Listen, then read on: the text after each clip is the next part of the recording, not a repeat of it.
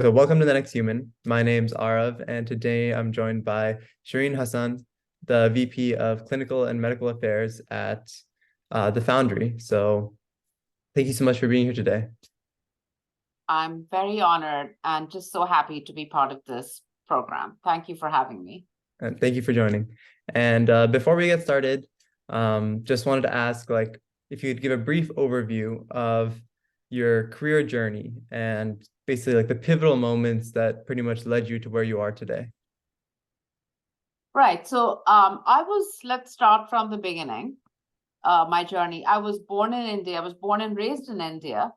All my life I had wanted to do medicine.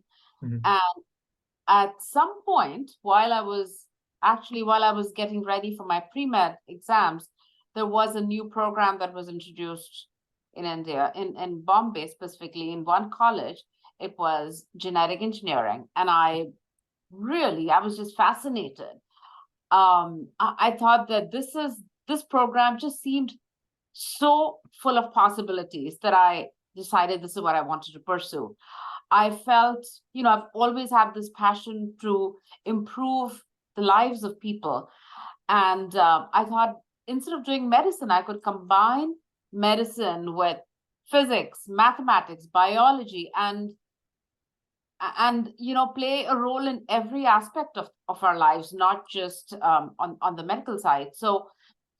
And I started to think, and I've always been a curious person. And so I thought maybe I could potentially unravel some mysterious truths in the future. I wanted to become a researcher. So I dropped all my plans. My father was always, he was just very, very focused on education for all of his children. And that was the most important thing to it for him. And he felt that it doesn't matter what you need to do, just do it to get the education you need or you want. So that's how I decided I wanted to study biochemistry with genetic engineering as my major. Oh, that's awesome. I mean, that's sounds like such a uh you It's like, sound like a very, very driven I guess like high schooler and college student. So uh, right. I don't know if I have the same drive myself, but um and just I mean so like since then just I guess from then till now I guess like what have I mean how have you I guess explored that interest?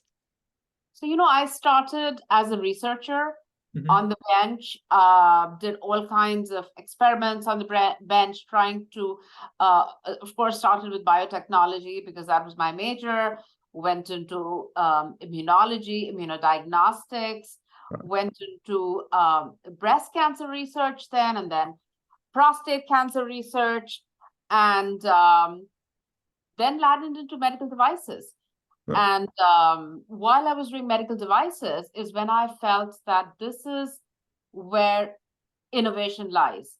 That was the cusp of innovation. And I felt like this is what I want to do because innovation will lead to, a future that we're all striving for.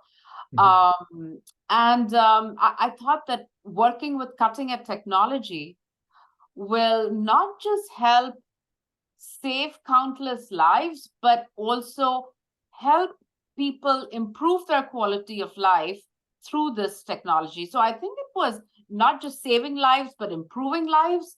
So Mm. that was a double-edged thing that I wanted to pursue. And I've been in devices ever since. Oh. And so when you say you were a researcher before, that was like kind of like academic research? I was an academic researcher only until I was in my while I was doing my thesis, but then I went into industry right after.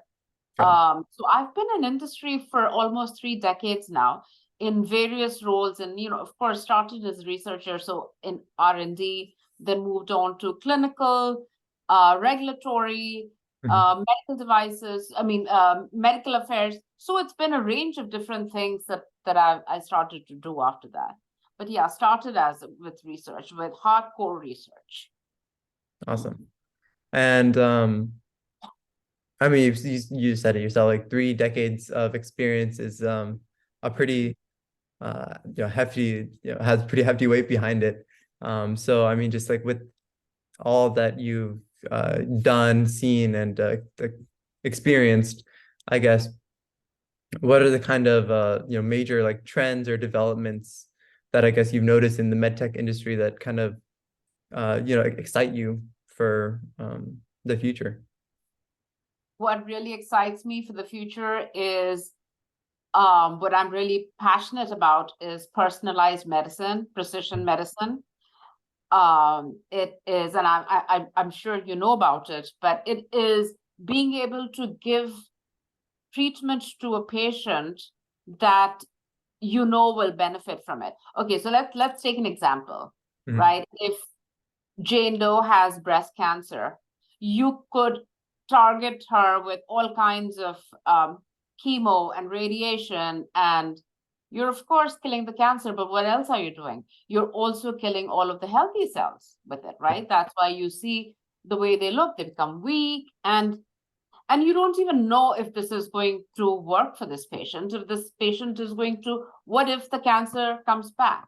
There's all kinds of questions. Now, personalized medicine is going to, what it does is we look for certain genes that we know will, if a patient has that gene, they will benefit from this medication or this treatment. So we're looking for certain biomarkers in that patient.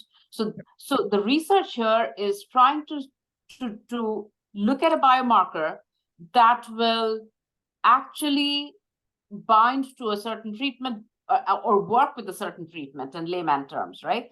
So once you find that particular patient, you know exactly what to give them to get treated. So you're not just targeting them with all kinds of radiation and treatments that may or may not work.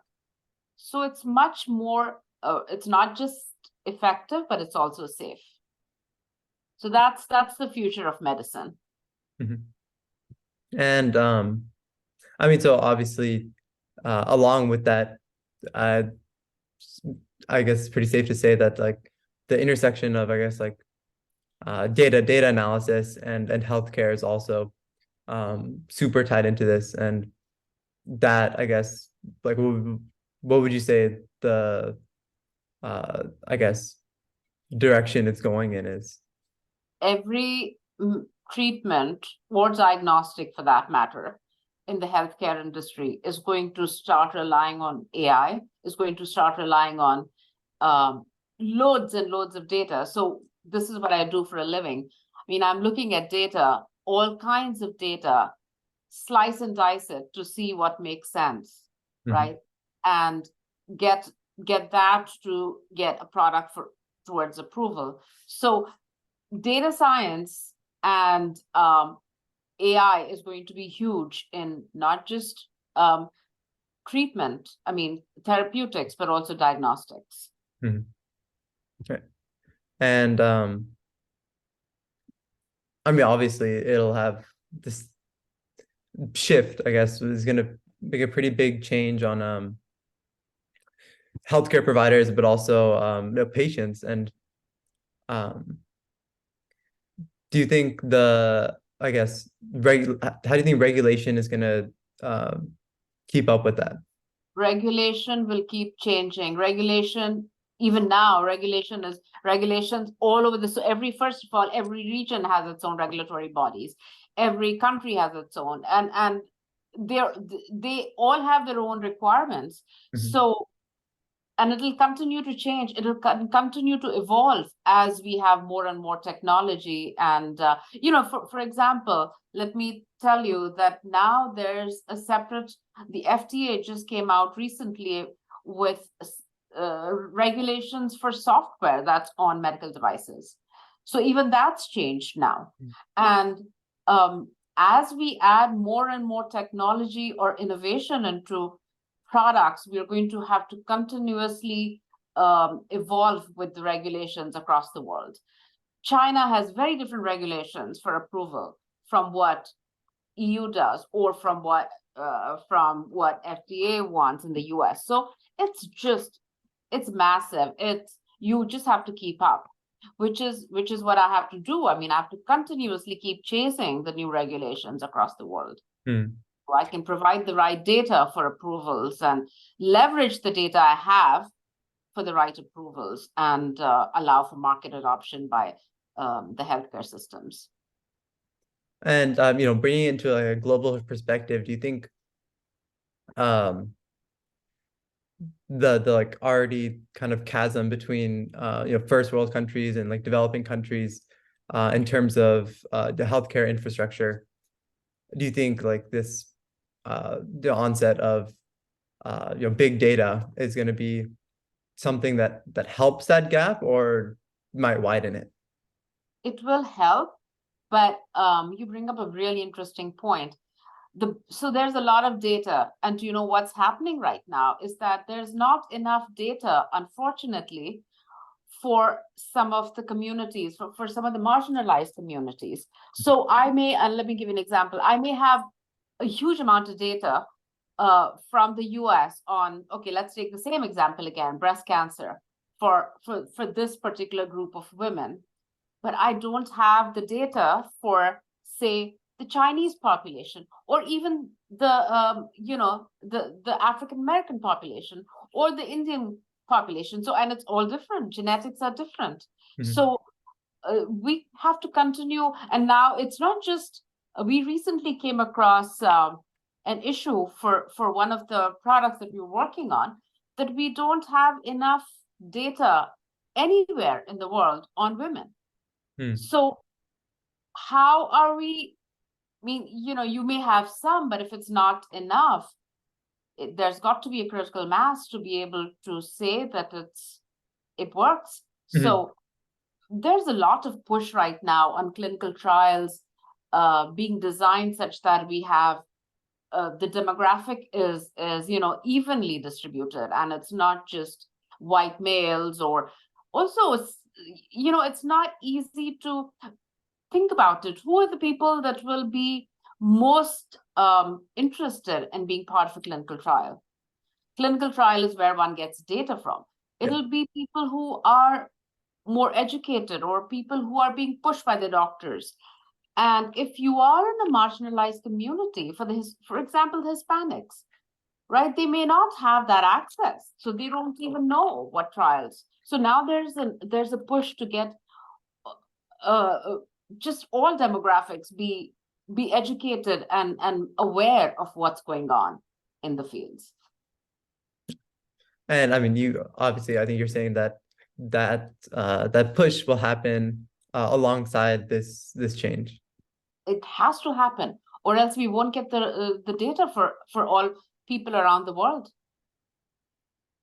And this, I mean, it also brings into the point of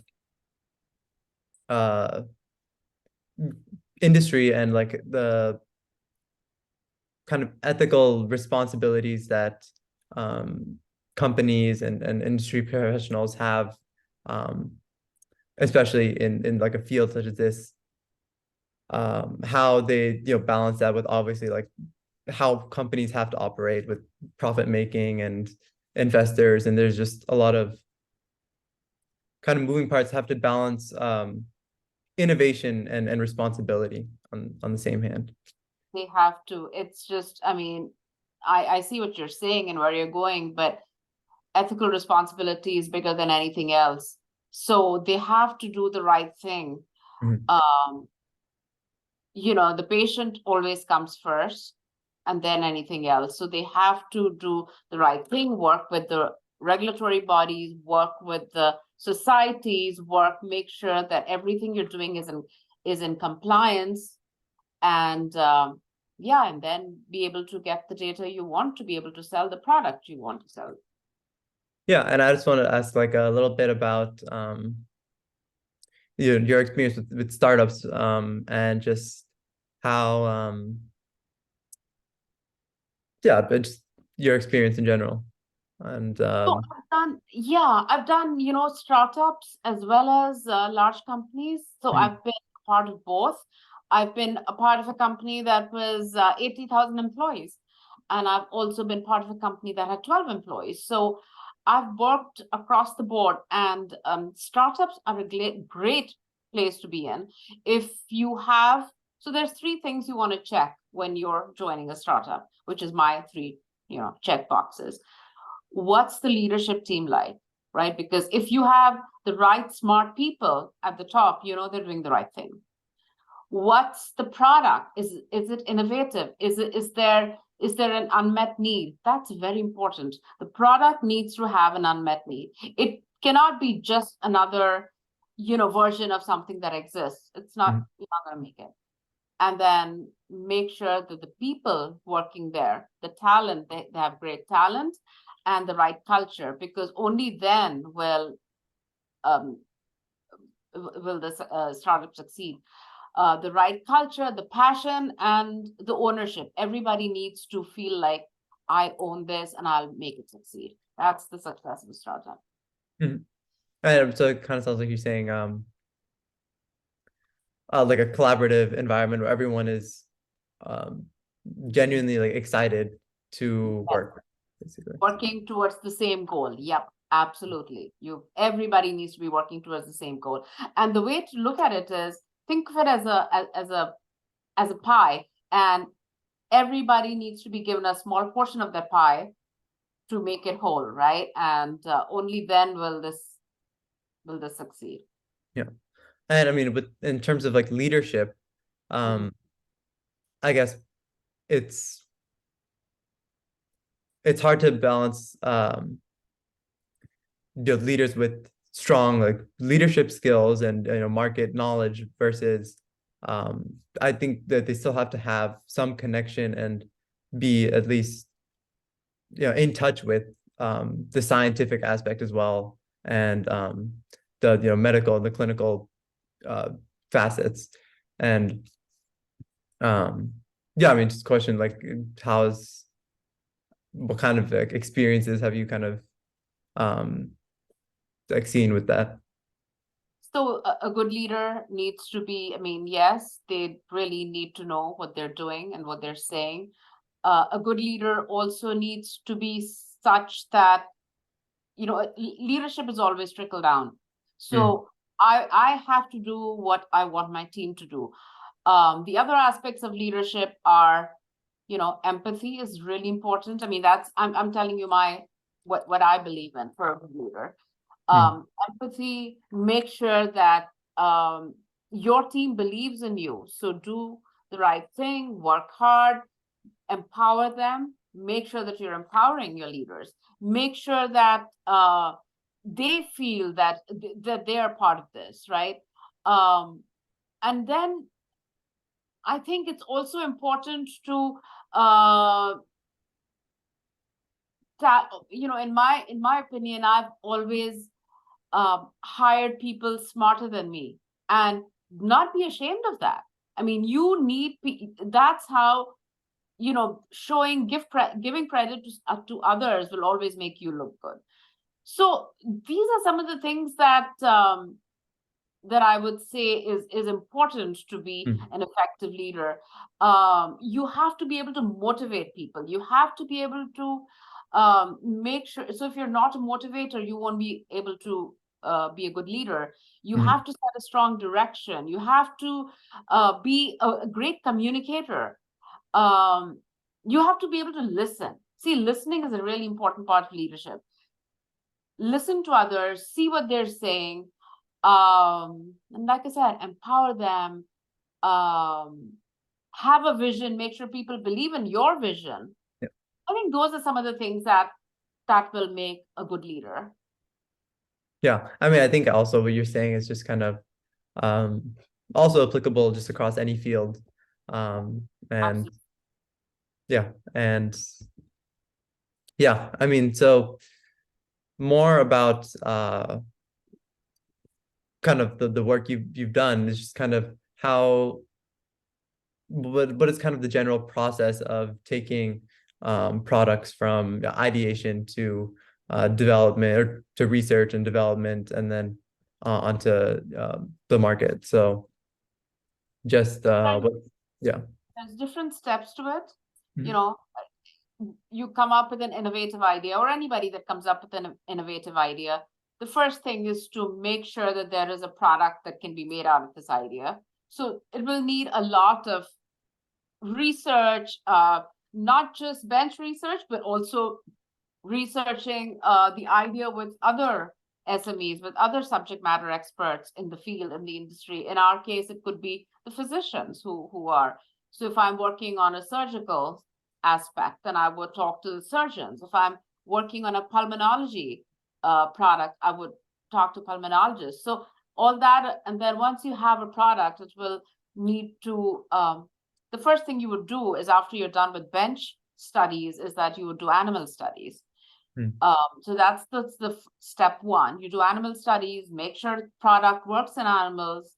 The main thing for any product in the whether it's MedTech or biotech, is safety. The first thing you want to look at is safety. Efficacy comes next.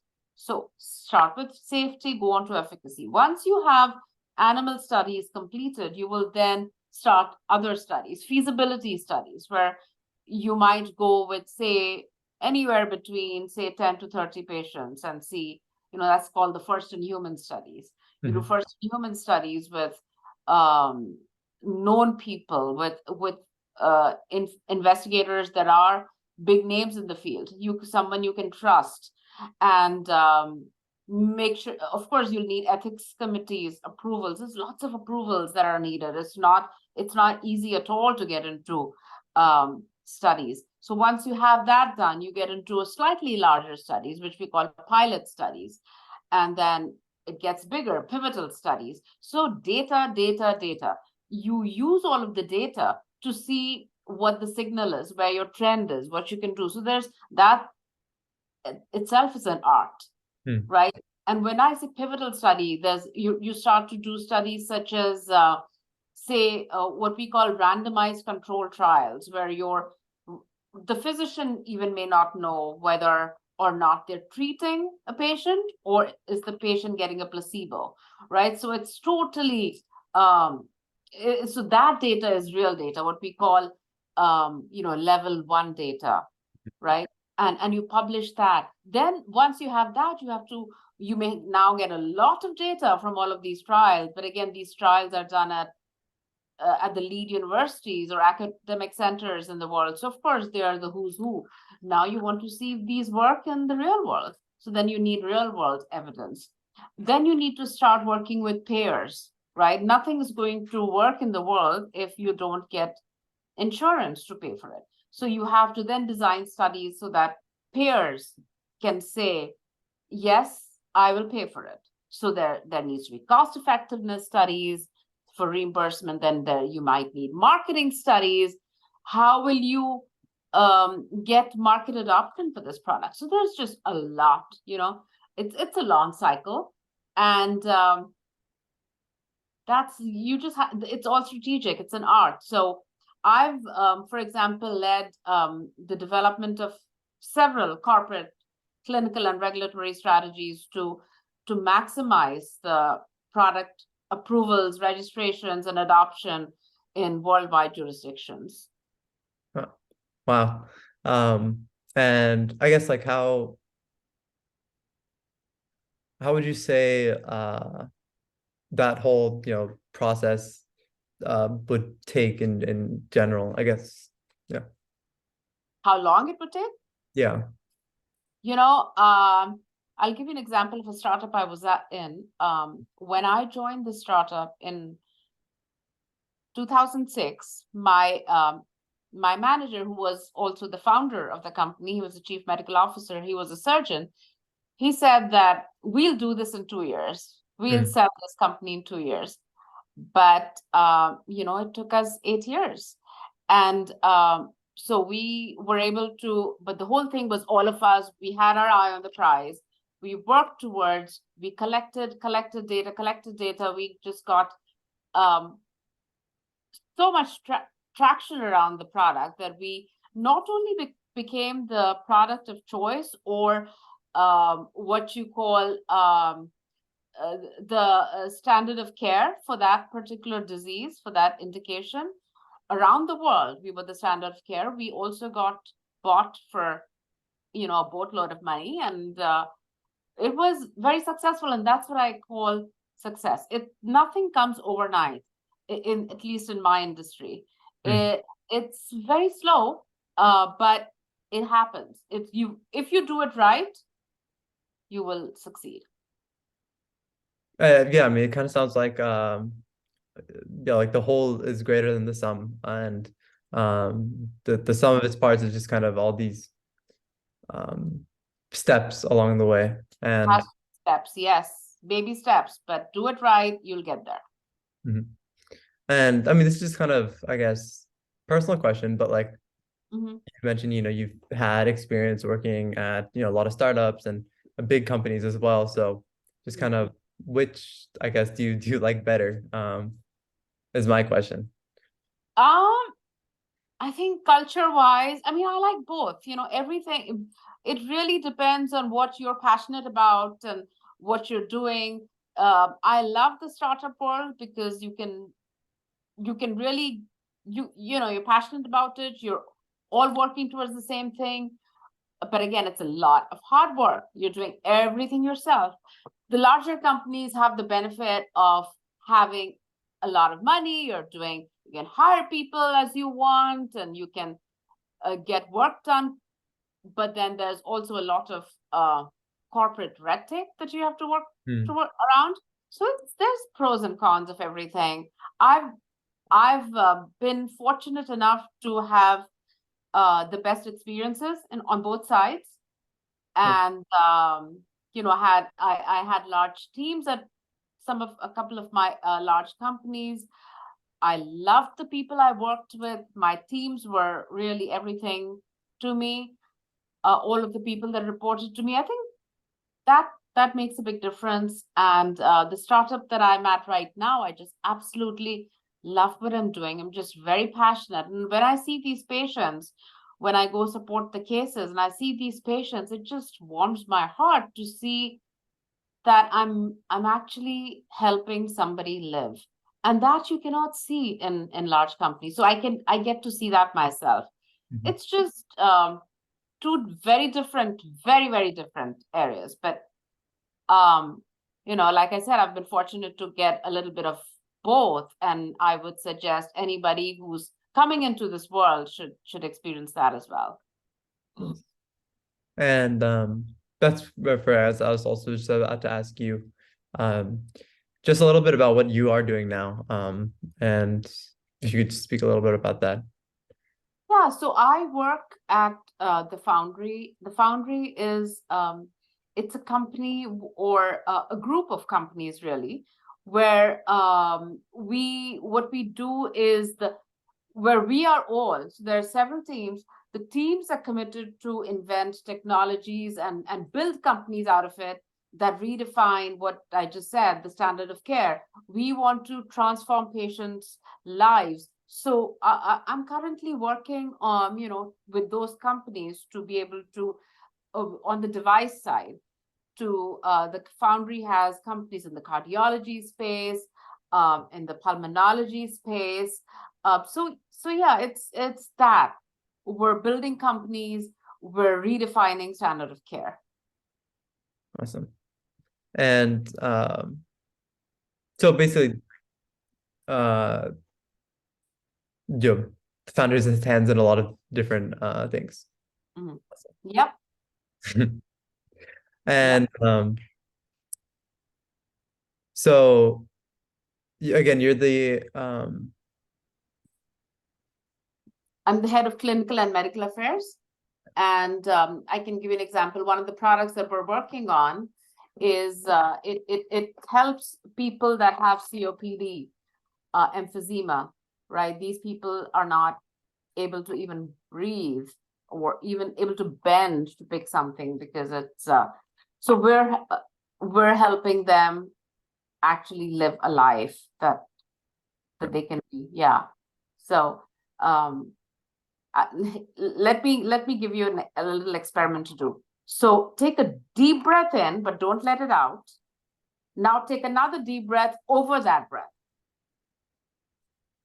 without letting anything up. That's how these patients feel all the time, 24/7.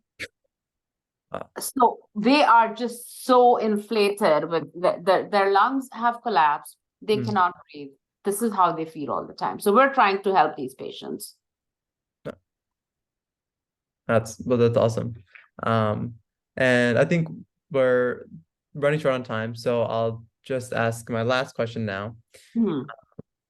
And basically, it's it's someone who's had a career of your experience and like breadth. Like, what advice would you give to aspiring professionals who are looking to make their way up and making a meaningful contribution to the medtech industry? So yeah, I mean, I am biased towards the medtech industry. I think this is the industry of the future. Everything might change, but health is always health, and we will always need people to improve health. I would say dream big, always stay curious and be passionate about whatever you do. I wouldn't say one thing, but I'll say a few things that I recently spoke to Santa Clara University, to their undergrad students. And a few things that I told the students to always do is, first of all, work hard, but remember to take breaks. Okay, keep trying new things. Don't be afraid of failing. And if you do fail, think of that failure as a way to pivot. So always, and of course, make sure you have time for yourself, but stay curious, be passionate. Awesome. Thank you for the advice, and also for joining me here today and indulging me in answering all these questions. Of course, Arif, anytime. I'm just so proud of you. You feel free to ping me anytime. I'm sure the world is going to be a better place with students such as you. Thank you. Okay. Thank you. All right. Bye-bye. Right. You have a lovely rest of the evening. You too. Bye. Bye.